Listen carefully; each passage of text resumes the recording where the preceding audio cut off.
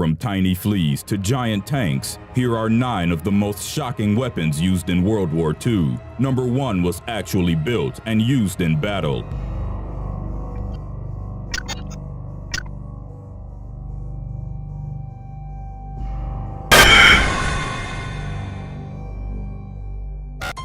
Number 9. The V3 cannon.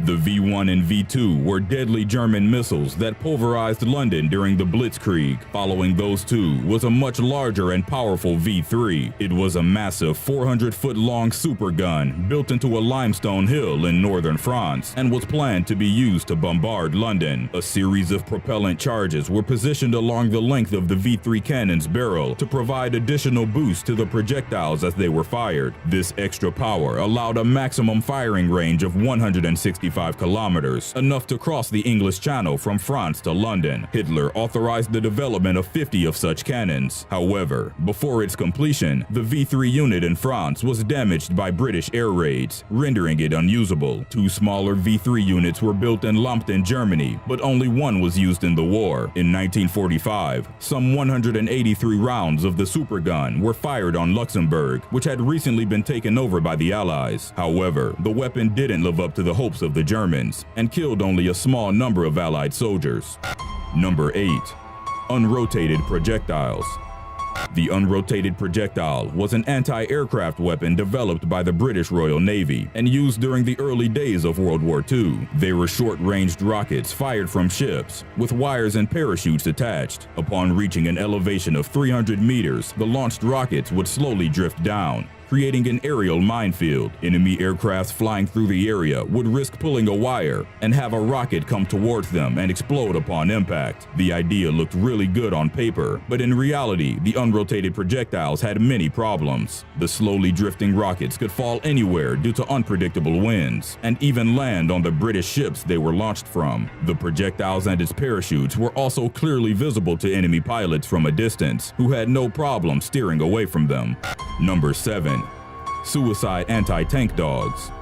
In what seemed as a desperate attempt to fight the advances of German tanks, the Soviets came up with one of the most bizarre and cruel weapons anyone could think of. Dogs were trained to move to enemy tanks and armored vehicles with a bomb strapped onto their bodies, which upon detonation would disable their targets at the cost of the poor animals' lives. The training of these suicide dogs involved keeping them hungry for long periods and having food placed under tanks to lure them there. The strapped explosives were designed with a vertical lever jutting out that would easily latch on to the hull of a tank, triggering its detonation. However, the idea proved not very practical in real combat. The K9 soldiers easily got scared of enemy gunfire and came running back to their Russian owners, sometimes detonating the explosives. In training, the dogs were used to diving under immobile vehicles and refused to go under moving German tanks. Some retreated and went under Russian tanks, which they were more familiar with.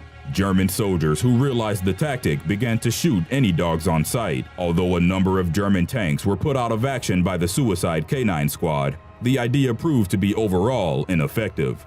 Number 6. Goliath tracked mines.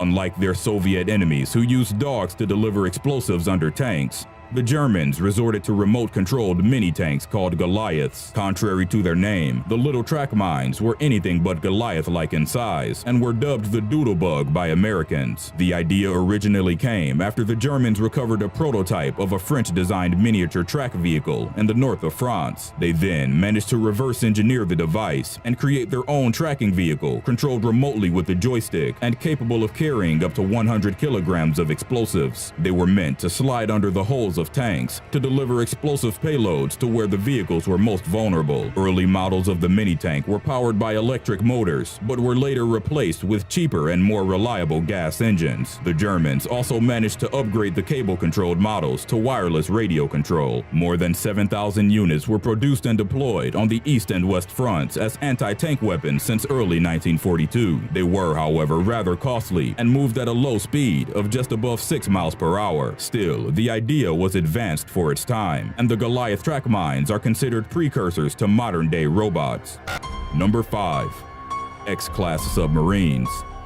Mini-tanks weren't the only ingenious miniature vehicle deployed in World War II. The British Royal Navy built a series of tiny submarines, only 15 meters long, called the X-Class. These submarines fitted a crew of only 4 people and were designed to be launched towards a target area by a normal-sized submarine. The idea was that after infiltrating a target area underwater, the small submarines would then attach timed explosive devices below the hull of an enemy ship. They would then make their escape and meet up with the mother submarine, watching as the powerful blast from the bomb sink the unsuspecting enemy vessel. Some of the X-Class submarines played important roles throughout the war. During D-Day, some of them served as survey vehicles that infiltrated the area beforehand, and some acted as light ships to help the invasion fleet land on the correct beaches. The X-Class were later succeeded by the revised XE-Class submarines deployed in the Far East. Number 4. Oka kamikaze planes. As the Pacific Theater was favoring more and more towards the Americans, the losing Japanese Imperial Army resorted to the most desperate of measures. In a last-ditch effort to turn the tide of war, they developed suicide attack planes known as Oka, which meant cherry blossom. American soldiers jokingly called it Baka, meaning stupid. The Oka was essentially just a large piloted bomb rather than an actual aircraft. It was unable to take off or fly on its own, had no landing gear, and was armed with a 1,200-kilogram warhead. It was carried to a target area by a larger bomber plane and dropped once in range. The suicide pilot would then steer the Oka towards an enemy ship, boost the plane's speed with 3 solid fuel rockets, and hit the target at tremendous speed. Diving down at a speed of 650 kilometers per hour, the Oka is almost impossible to shoot down with anti-aircraft weapons. To the Americans fighting them, the Japanese suicidal act seemed cruel and barbaric. However, giving up one's life instead of surrendering was something rooted in Japanese culture and deemed more honorable. More than 800 Oka units were manufactured, but only few used, as most were being stockpiled in anticipation of the oncoming Allied invasion of Japan. This, however, did not happen, as Japan surrendered unconditionally following the events at Hiroshima and Nagasaki. Number 3. Plague-infected fleas. Bombs, planes, and tanks were not the only deadly weapons used in World War II. Biological weapons, as we know, are just as lethal, or even more so than conventional weapons. In one of the most horrifying acts carried out by the Imperial Japanese Army on its enemies, their military dropped fleas carrying the bubonic plague over the city of Ningbo in China. Just days after the vermin were dropped over the city center by low-flying planes, hundreds of Chinese people got infected. Records show that at least 110 people died. Bubonic plague was rife during the Middle Ages, where it killed 1/3 of Europe's population. The disease had been under control since, and some even considered it extinct. Yet, Japanese scientists of the infamous Unit 731 not only deliberately bred fleas to carry the plague, they also had the infectious disease artificially intensified. After the war, both the United States and Soviet Union also developed their own ways of utilizing the plague as a weapon.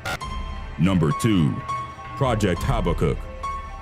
One of the craziest plans thought up during the war was to build an aircraft carrier on top of an iceberg. The idea, named Project Habakkuk, came from British inventor Geoffrey Pike, who figured that by leveling off the top of a large enough iceberg and hollowing out its inside, a landing platform made of pykrete could be built there. The Allies at the time were looking for ways to cover the Atlantic Ocean with more planes to hunt and destroy German U-boats. Additional landing and supply platforms in the middle of the sea would be of great benefit, which prompted the idea of Project Habakkuk. After research was done on the matter, a final design was proposed of a giant carrier 600 meters long, complete with an extensive cooling system to prevent the ice from melting. The project, however, was halted due to practical reasons, such as the huge cost involved in building and maintaining such an enormous structure. Conventional aircraft carriers, although less cool, were just more practical in theory. Number 1. Schwerer Gustav and Dora railway guns. Adolf Hitler had a fascination for big weapons, as it showed off the might of his Wehrmacht army. The best example for this was the Schwerer Gustav, an 80-centimeter caliber supergun that required twin sets of railway tracks to support it. The enormous weapon was thought up in the late 1930s to be used in Germany's battle against France, and was explicitly built to destroy what were then the strongest fortifications in existence, the French Maginot Line. Weighing an incredible 1,350 tons and standing at a height of 11.6 meters, The Gustav was officially World War II's largest and heaviest gun. When tested, it proved capable of firing 7-ton shells as far as 47 kilometers. But when the Battle of France began, the Gustav was not deployed, as it wasn't ready. Still, the Nazis' swift blitzkrieg campaign through Belgium quickly got them through the French defenses, creating a victory without the need to destroy the strong fortifications. The Gustav was later deployed at the Eastern Front against the Soviets. The large weapon had to be transported in several pieces and then assembled on a prepared emplacement. The procedure required 4,000 men, and the Nazis deployed an entire anti-aircraft regiment along with special troops to protect the huge piece of artillery. During the bombardment of Sevastopol, it fired 42 shots and managed to destroy, among other things, a munitions depot buried in layers of rock under a bay. A similar gigantic railway gun named Dora was later produced by the Germans and deployed briefly in the Battle of Stalingrad. It was assembled and ready to fire, but was quickly withdrawn when the Soviets started advancing. Near the end of the war, both the Dora and Gustav railway guns were dismantled by the Germans, who didn't want them falling into enemy hands. Towards the latter half of the Second World War, the Third Reich Army was in desperate need for more combative power due to the increasing pressure they were facing from Allied forces. They tried to boost the remaining soldiers' combative power through the use of experimental drugs.